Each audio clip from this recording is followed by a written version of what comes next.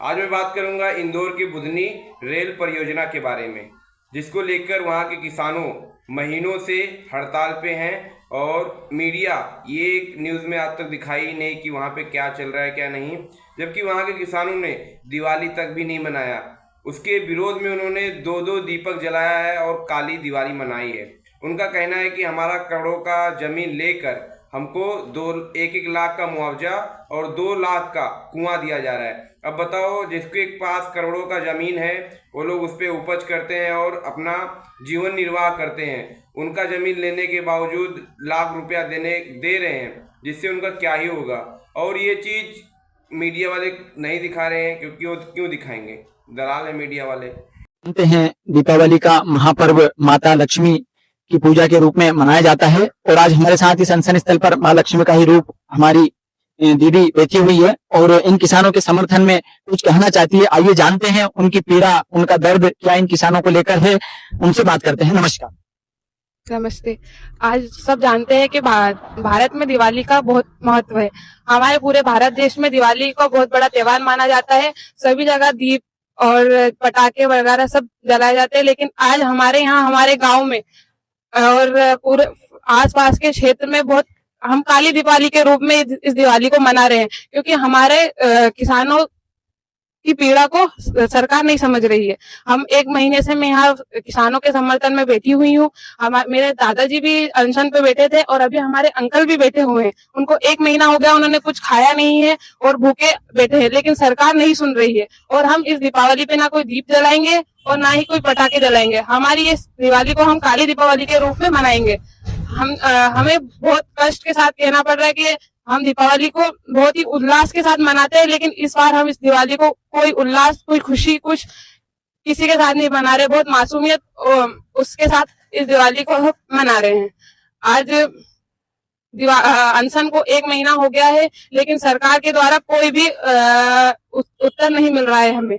हमारे अंकल और हमारे किसान साथी अनशन पे 1 महीने से बैठे हैं, उन्होंने कुछ नहीं खाया है और हमें बहुत दुख होता है।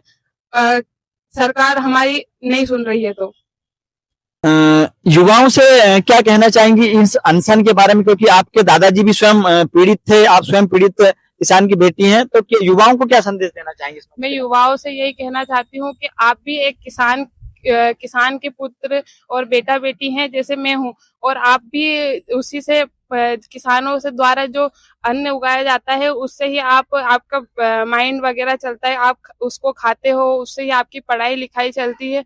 वैसे जैसे मेरी चलती है, जिस तरह मेरे पापा खेती करते हैं, उसी से मेरे पढ़ाई लिखाई चलती है। अगर सरकार ये जमीन हमसे ले लेगी तो मेरा भविष्य, मेरा जो फ्यूचर है वो क्या होगा?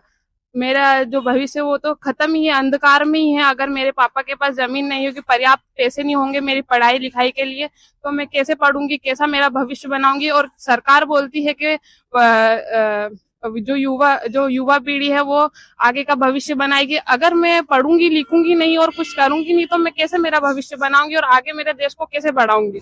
इसीलिए मैं सरकार से निवेदन करती हूँ और शासन से निवेदन करती हूँ कि जो भारत के प्रथम नागरिक है, महामहिम द्रौपदी मुर्मू जी, आप भी एक महिला हैं, मैं भी एक महिला की तरह आपसे अनुरोध करती हूँ, पीड़ित किसान की बेटी, कि आप भी हमारे उसके लिए सोचे और हमारे जो 1 महीने से हमारे किसान बैठे हैं अनशन के लिए, उसके लिए आप भी कोई जवाबदार दे। 1 महीने से हमारे भाई अंकल ये सब बैठे हैं भूखे प्यासे, उन्हें कोई सरकार द्वारा कोई भी वो समर्थन नहीं मिल रहा है।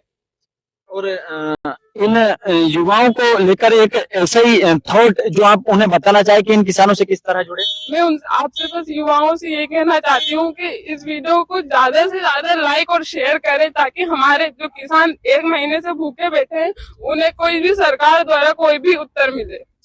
बहुत बहुत धन्यवाद। जैसा कि देखा, हमारी मातृशक्ति दीदी ने कहा कि इन किसानों की जो पीड़ा है, दर्द है, वो आप इनके आंखों में देख सकते हैं। किस प्रकार अपने दादाजी, अपने अंकल, अपने भैया और अपने पीड़ित किसानों की जो पीड़ा है, 30 दिनों से पानी के सहारे अनशन पर डटे हैं, उनको देखकर आज उनका दर्द बयां तक नहीं कर पा रही है, कितना दर्द इन की आंखों में है।